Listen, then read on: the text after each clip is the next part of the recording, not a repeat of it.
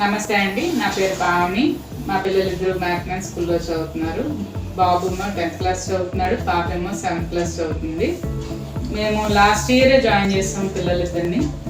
ఇదివరకు ఉన్న స్కూల్లో వాళ్ళు ఇచ్చే ఎడ్యుకేషన్ కరెక్ట్గా పిల్లలకి వెళ్ళట్లేదని అనిపించి ఇంకొకసారి చూద్దాం ఏదైనా స్కూల్లో అని అనుకున్నప్పుడు ఎవరో చెప్తారు పిల్లల్ని బాగా కేర్ తీసుకుంటారని మ్యాథ్మెన్లో.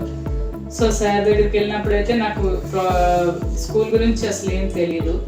వెళ్ళిన తర్వాత సార్ అన్ని అడిగినప్పుడు చెప్పారు పిల్లల్ని కేర్ ఎలా తీసుకుంటారు, ఎలా చదివిస్తారు అనేది.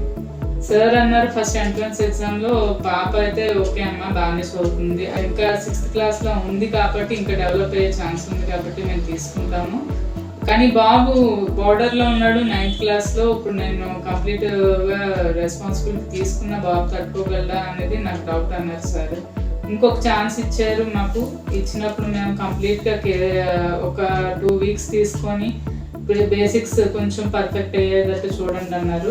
చూసి తీసుకెళ్ళాం. మళ్ళీ ఆ ప్రయత్నాన్ని కొంచెం గుర్తించి సార్ బాబుని కూడా యాక్సెప్ట్ చేసి జాయిన్ చేసుకున్నారు. కానీ ఫస్ట్ మాకు చాలా భయం వేసింది, ఎక్కువ సిలబస్ చెప్పేస్తారేమో, బుక్స్ చదివిస్తారేమో అని భయపడి సార్ ఫస్ట్ క్వశ్చన్ అడిగింది అంత సిలబస్ అయితే పిల్లలు తట్టుకోలేరు అనుకున్నాం. కానీ సార్ క్లియర్గా ఎక్స్ప్లెయిన్ చేశారు పిల్లల్ని పర్సనల్గా చదివించి అన్ని రకాలుగా డెవలప్ చేయడానికి సింగిల్ టీచర్ 10 మంది స్టూడెంట్స్ 5 స్టూడెంట్స్ అట్లా డివైడ్ చేసి కేర్ తీసుకోవడం. సో సార్ అన్నారు స్టేట్ సిలబస్ ముందు కంప్లీట్గా అయిన తర్వాత ఐఐటి సిలబస్కి వెళ్తా ఉన్నారు. పాత స్కూల్లో 2 పొద్దున్నే స్టేట్ సిలబస్ చెప్పేసి సాయంత్రం ఐఐటి చెప్పేసి ఇంటికి పంపించేవారు పిల్లల్ని. ఏం చదివారమ్మా అంటే ఏమీ అర్థమయ్యేది కదా వాళ్ళకి. ఏ సిలబస్ కవర్ చేయాలి, ఏ సిలబస్ ముందు ప్రిపేర్ అవ్వాలి అన్న టైం కూడా ఉండేది కాదు.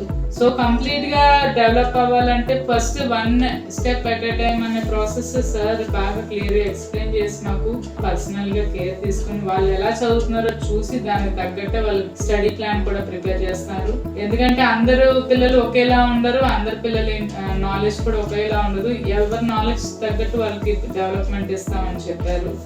అలానే గ్రూప్స్ కింద లేకపోతే డల్ స్టూడెంట్స్ కి ఒకలాగా, సుపీరియర్ స్టూడెంట్స్ కి ఒకలాగా కాకుండా అందరి పిల్లల్ని ఒకే క్లాస్ లో కూర్చోబెట్టి వాళ్ళకి తగ్గట్టే అందరితో కలిపి కూర్చోబెట్టి చదివించారు. ఎవరిని డిమోటివేట్ చేయలేదు, ఎవరిని ఎంకరేజ్ చేసి ఎక్స్ట్రాగా చూపించలేదు. సో ఇది బాగా నచ్చింది మాకు. వేరే స్కూల్స్ లో ఒక్కొక్క సెక్షన్ ఒక్కొక్కలా ఉంటారు పిల్లలు అనేది స్టాంప్ పడిపోతుంది వాళ్ళకి, మేము డల్ కాబట్టి వేరే సెక్షన్ లో ఉన్నాం అని. అలా లేకుండా అందరినీ కలిపి కూర్చోబెట్టి చెప్తున్నారు, మాకు అది బాగా నచ్చింది.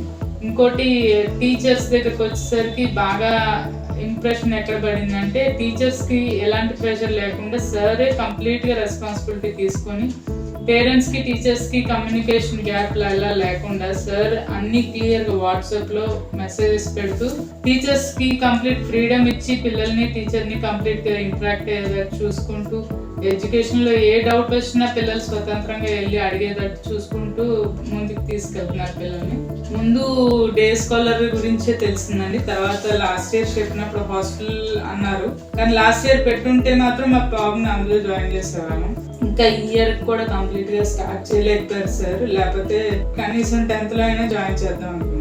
ఇప్పుడు డే స్కాలర్ లోనే 80% పిల్లలు స్కూల్లో ఉంటుంటేనే అంత బాగా డెవలప్ అవ్వగలుగుతున్నారు. 100% సార్ చేతిలో పెడితే ఇంకా డెవలప్ అవుతారని ఆశపడతాం. కానీ మా బాబు టైం అయిపోయింది, నెక్స్ట్ ఇయర్ ఇంటర్కి వచ్చేస్తారు కాబట్టి కుదరదు. కానీ చాలా ఎక్స్పెక్ట్ చేసాం పెట్టుంటే బాగుండేదని. సో ముందు స్కూల్లో 80% కంప్లీట్ గా ఎడ్యుకేషన్ కేర్ తీసుకొని పంపిస్తున్నారు కాబట్టి 20% మేము ఇంట్లో కేర్ తీసుకునే పేరెంట్స్ కి పిల్లలకి ఇద్దరికి ప్రెషర్ ఉండట్లేదండి.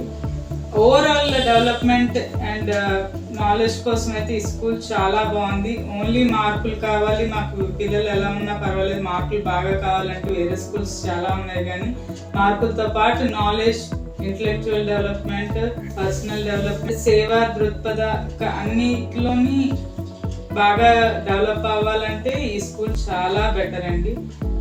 హాస్టల్ అయితే ఇంకా బెటర్. సార్ చాలా కేర్ తీసుకుంటారు, అది మేము గ్యారంటీగా చెప్పగలుగుతున్నాం as a parent. Thank you so much.